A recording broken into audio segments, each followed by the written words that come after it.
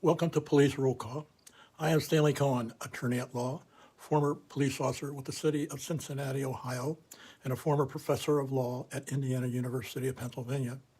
My goal on this channel is to state and explain appeal court decisions that affect the legal authority of police officers on the street and in court to enforce the law and to enable police officers and district attorneys to defeat defense attorney motions to suppress evidence and to dismiss charges. In place of discussing a court decision today, however, I'm going to state and discuss guidelines for police officers to follow when they have to decide when a citizen is armed and dangerous and may need to be frisked for weapons.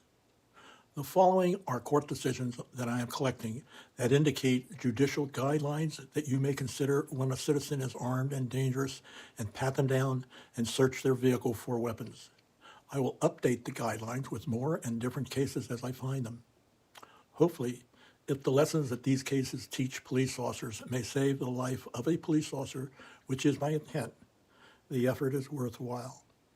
The first guideline is in the case of Commonwealth versus Gonzalez. In this case, the facts are as follows. A police officer was stopping a driver for an unlit rear license plate and saw him leaning over several times, leading the officer to suspect that he was hiding or getting a weapon. After stopping the car and patting him down and finding nothing, the officer searched the car and he found a gun in the center console and arrested the driver for not having a license to carry. The defendant's motion to suppress the evidence was denied and he appealed. The appeal court affirmed denying his motion to suppress, ruling that the officer had a right to search inside the car where the weapon could be concealed.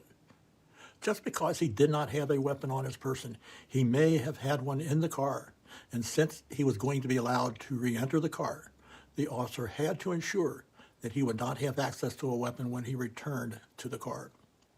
Remember this, not to ask a driver questions before patting him down. Pat down and search the car first. Do not gamble with your life. As one court said, the answer to your question could be a bullet. Now, the next guideline is in the case of People versus Bogut. The facts in this case are, a police officer on patrol saw a car with an expired registration and stopped the car and asked the driver and passenger for identification. They did not have any. The passenger said he was Bogut. The officer asked both to get out of the car, and they did. While questioning Bogut, the officer saw a bulge in Bogut's left coat pocket. Roll call question is, what action would the officer have authority to take on the passenger under the law? The officer asked Bogut if he had any weapons, and Bogut said no. Are you still thinking about that roll call question? This happened to police officer Scotty Richardson, Aiken, South Carolina Police Department, when he stopped a car that was reported to be involved in an earlier shooting, even though the officer had reason to believe that the occupants were still armed and dangerous. Based on the earlier shooting the occupants were involved in, Officer Richardson removed one occupant who immediately, upon leaving the car, put his right strong hand in his right pants pocket, and he was led to the rear of the car without Officer Richardson first patting him down.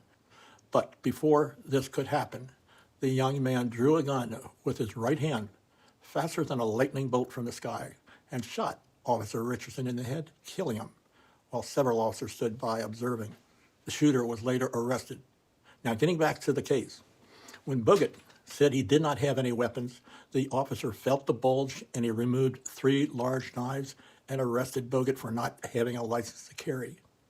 Bogut's motion to suppress the evidence was granted. The appeal court said yes, so they reversed the suppression order.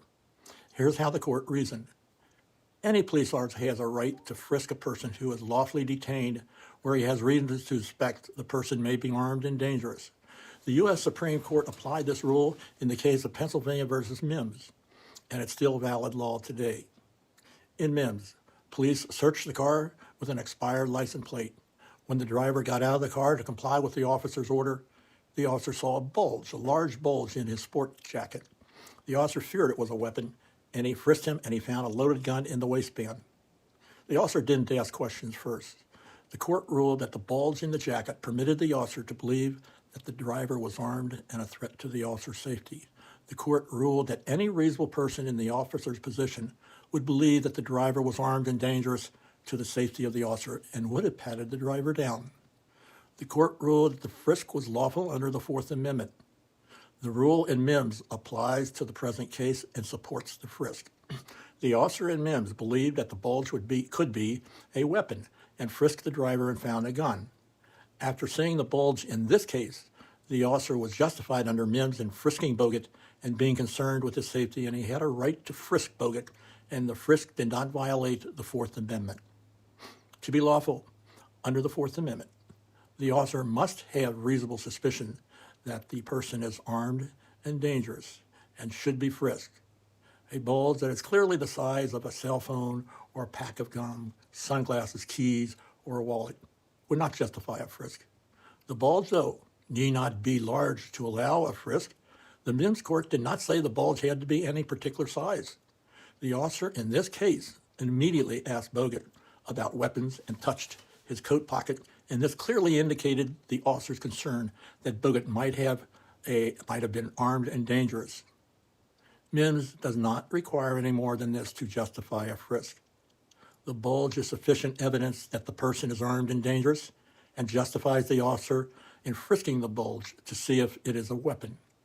Since the frisk in this case was lawful, we reverse the lower court's suppression and order that the gun be admissible as evidence. If you would like to see the complete guidelines I've just covered and watch future videos of me expressing and explaining court decisions, please subscribe below. And thank you for watching this video.